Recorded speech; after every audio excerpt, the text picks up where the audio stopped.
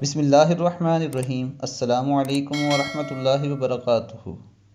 آج ہم آپ کی خدمت میں نظر سے متعلق کچھ احادیث لے کر آئے ہیں۔ رسول اکرم صلی اللہ علیہ وآلہ وسلم نے فرمایا، نظر کا لگنا حق ہے۔ اگر کوئی چیز تقدیر پر سبقت لے جانے والی ہوتی تو وہ نظر ہوتی۔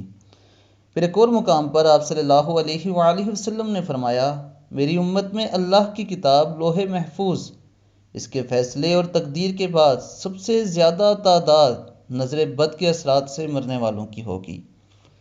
اسی طرح آپ صلی اللہ علیہ وآلہ وسلم نے مزید فرمایا، نظر بد ایک اچھے بھلے انسان کو قبر میں اور اونٹ کو ہانڈیا میں داخل کر دیتی ہے۔